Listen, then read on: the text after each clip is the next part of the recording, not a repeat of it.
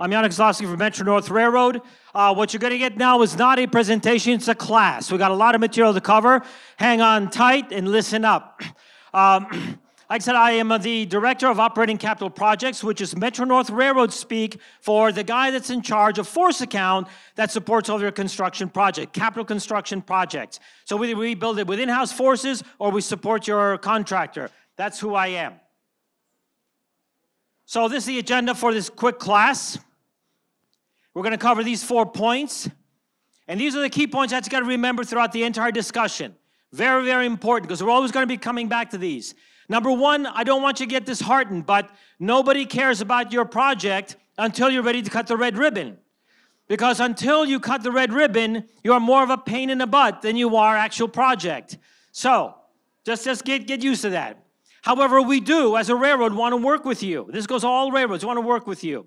Now, there are 4 things to understand where we're coming from. And if you understand these 4 points, then you'll understand why it is that we have some of these crazy requirements. Number 1, safety. I can't overemphasize that. We'll talk a lot about that. Number 2, trains can't pass each other at will.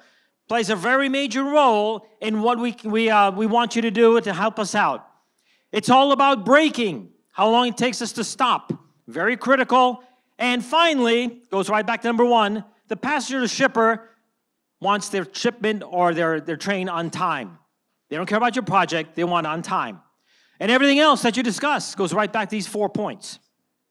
So, safety, safety, safety. Railroads, we have some minor accidents, but if there's a railroad accident, usually it's big, it makes the headlines, costs a lot of money. We don't want these. You don't want these. So that's why we're all about safety. That's East Palestine, just happened earlier this year. You know what the aftermath of that was. Number 2, railroads can't pass each other at will. Trains can't. Other modes can pass each other, no problem. You put something in the way, they just go around it. Railroads cannot. Imagine that you're in a car on the right-hand side, you're going down this road, and the car's coming at you. Well, you're sort of out of luck. Someone's got to start backing up. Same with trains. It's all about braking.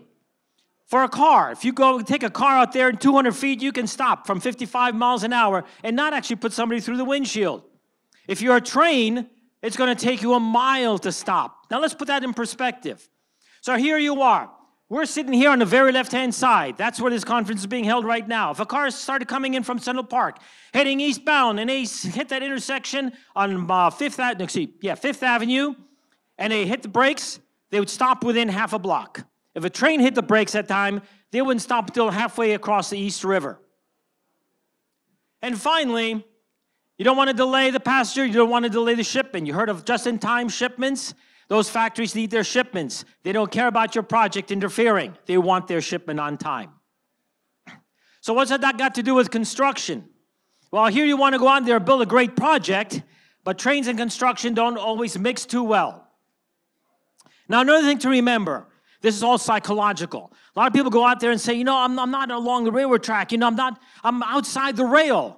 The 2 rails do not constitute the envelope, what we call the envelope, the area that's interference by the train. The train is wider than the 2 rails. Okay, just remember that. And trains also rock when they go back along the track. So what does all that mean have to do with you and construction?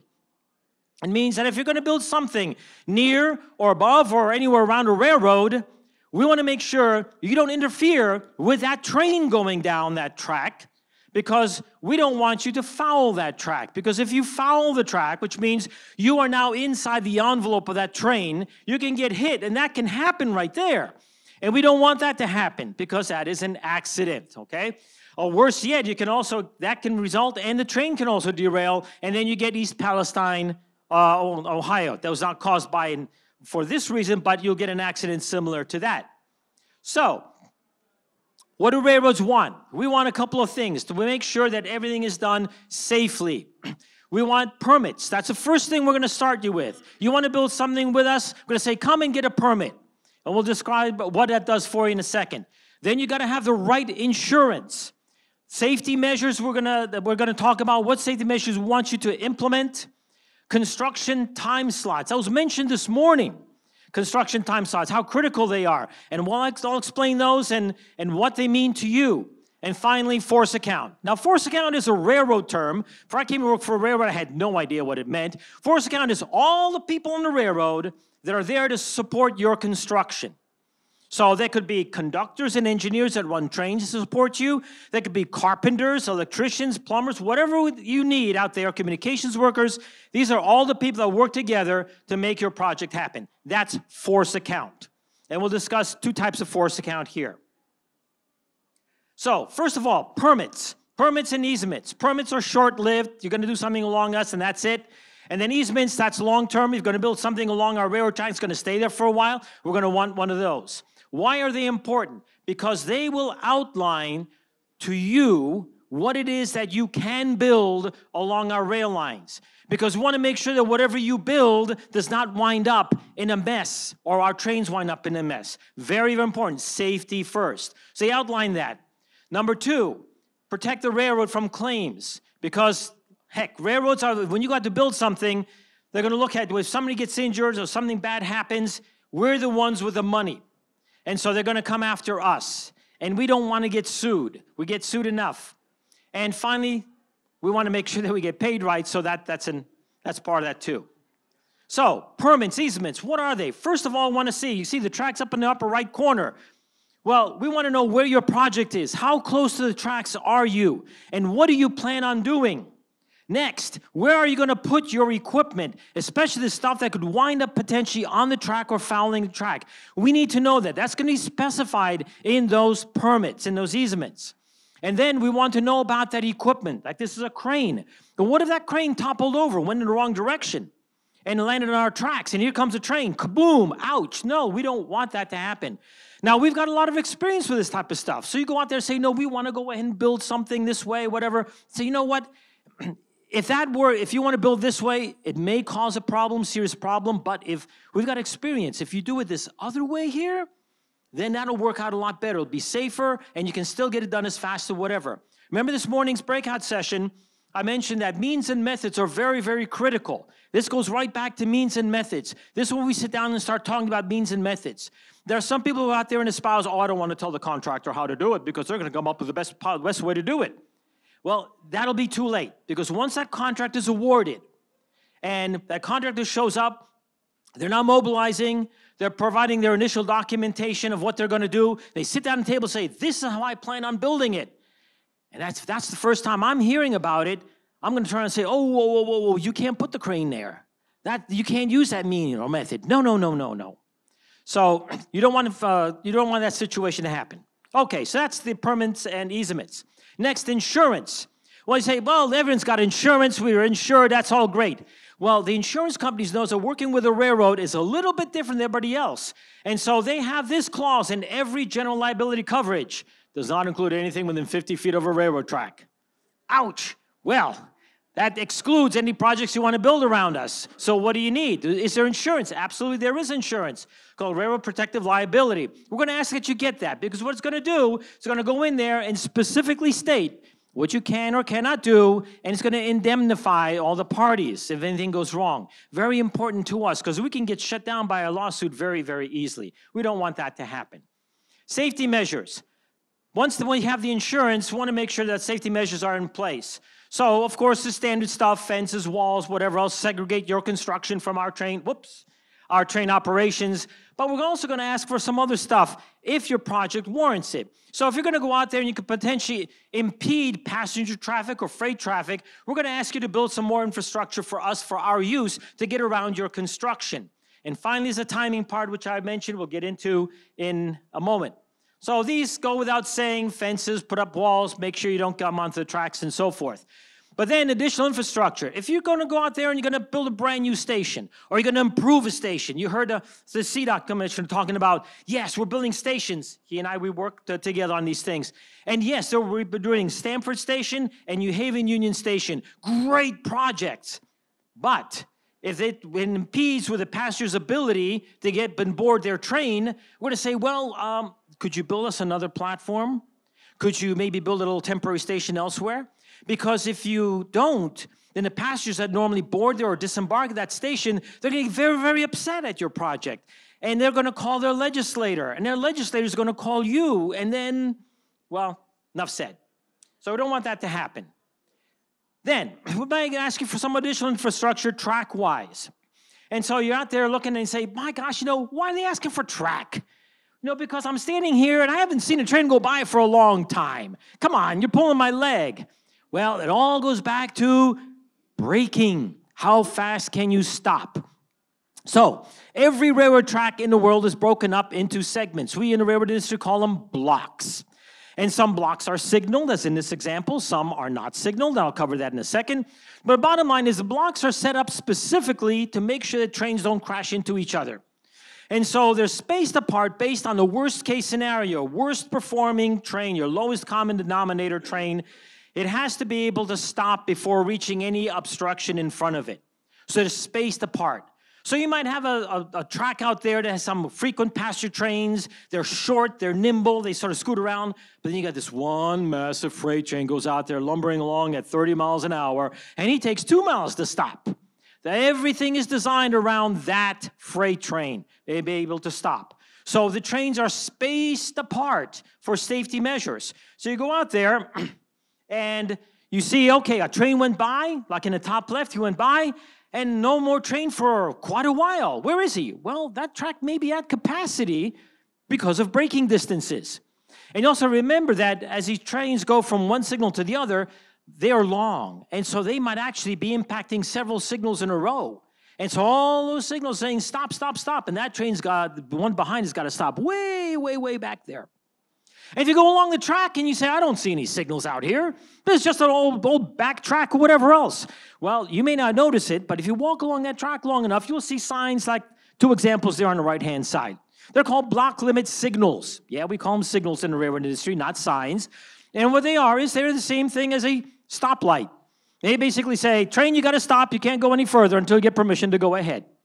And so the train has to radio in to the dispatcher, and the dispatcher say, yes, there is no train ahead of you. I've surmised that. You can go ahead. Things really slow down.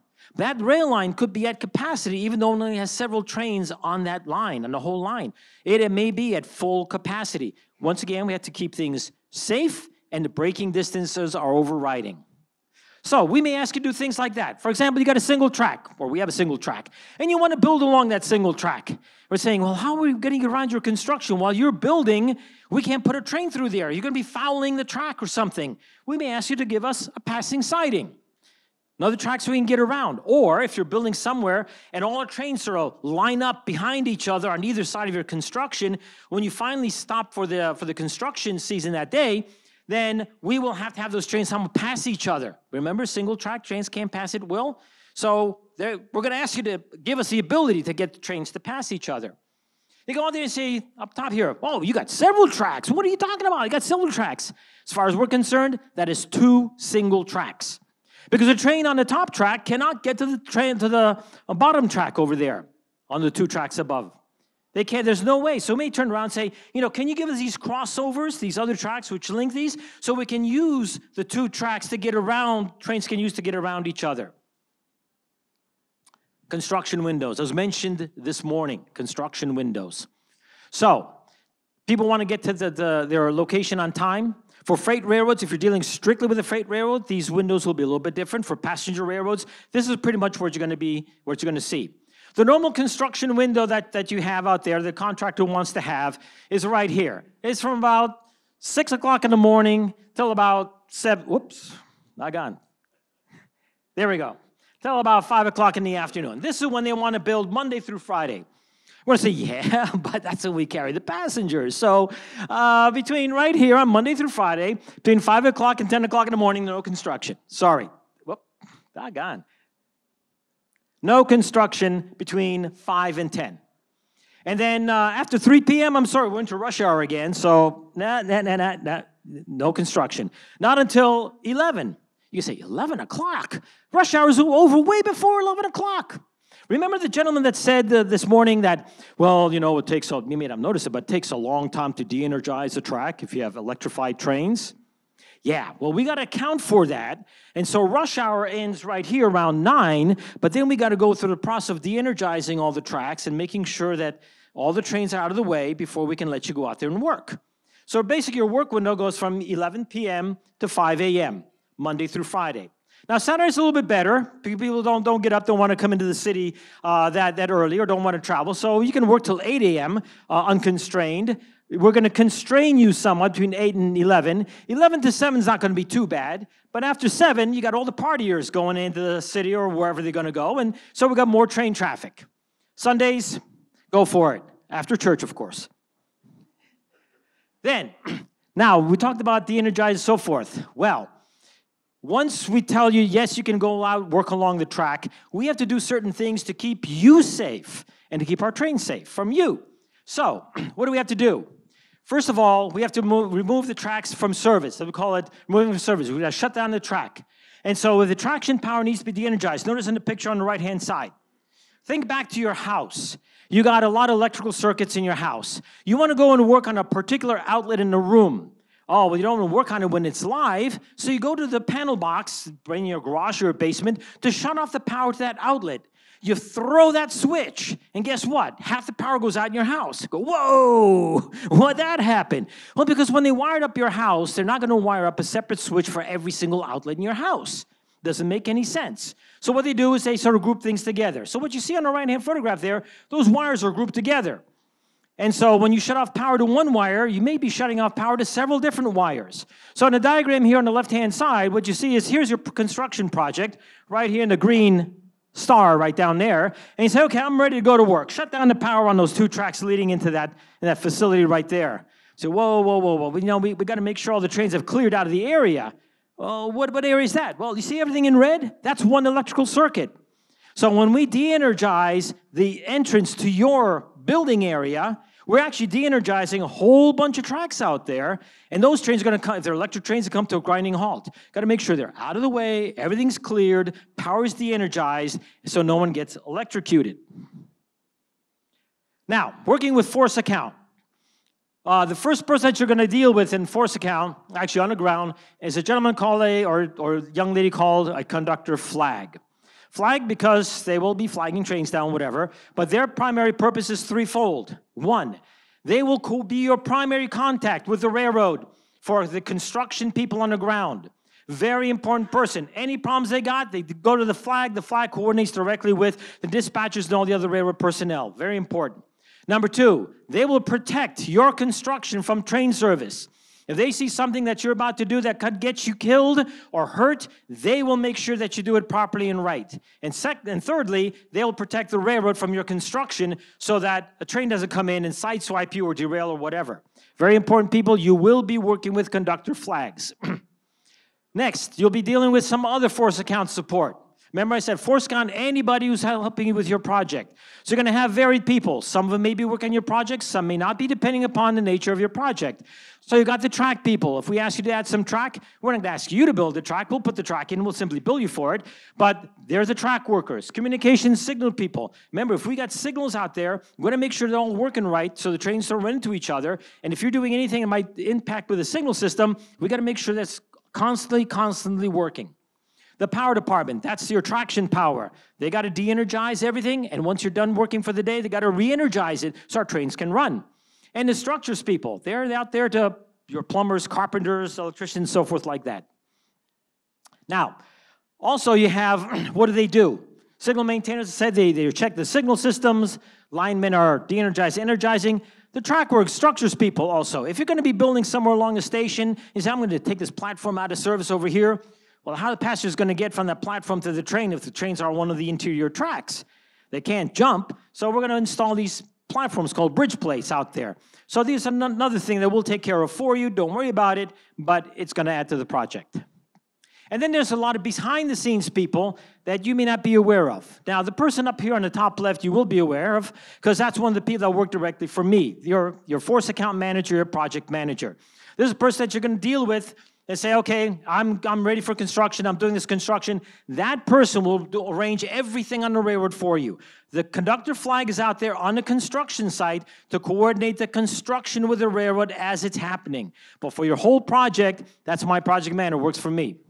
Then you got your review engineers bottom left. These are the people. When we talked about making sure everyone's using the same type of software, please, so that we know exactly what you want to build. We'll comment on that. We'll comment on the means and methods and so forth. We're going to have a whole behind-the-scenes crew making sure that what you build can be built safely and properly. And remember, we're also the customer. It'll suit our needs too. Next, traction power control desk. They're the ones that actually energize the wires from a central control panel. And your dispatching center, they're the ones that control all the trains, make sure that you don't get hit. So the key is safety first. Safety first. Now, it may sound up to now like we're mandating things, but we can also work with you. And if you have tracks out there, you need to get out there. We might even be willing to let you go out there and use our tracks for your construction purposes. Cost. Remember, we're one of the most heavily unionized organizations, industries in North America. So it's going to cost. Be aware of that. Materials are expensive. So if we ask you to put in an extra track, whatever else, factor that into your cost, because there is going to be a cost involved with working with a railroad. And finally, remember that the railroad is there to support your schedule. So the longer you're out there, the longer we got to be out there, and we cost every single day. So we're not making this stuff up. We're under a lot of regulations. The federal government comes out, Federal Railroad Administration. They're out there every single day on the major railroads. We're considered a major railroad. And so they're out there every single day, and they fine us personally. If they find that we did something wrong, they will personally fine us. Now, this is a slightly high fine that we pay, but notice what it is. That's per infraction, almost $100,000 personal fine per infraction. What's an infraction? Every day you do it is an infraction. So if you screwed up for 1 week, $1.5 million. Either that or go to jail. So we take things seriously. So when you're looking at our railroad requirements, don't think of it as our requirements. Think of it as the customer's requirements. Ask these 4 questions, and once you come up with those answers, you'll see where we are coming from. So we are here to strive for your success. We want to make sure these 4 things don't happen to you. We want to make sure that you don't make the 6 o'clock news. So all these safety rules and regulations are there to protect everybody. Next, want to make sure that the politicians do not interfere with your project. You do not want politicians interfering with your project or the media. Very, very bad. You want to have the ribbon-cutting ceremony, not during construction. And we want to make sure that you don't suffer any delays because of our operations. Railroad-induced delays and railroad-induced cost overruns. We want to work those out beforehand. So that concludes that. We hope we'll look forward to working with you.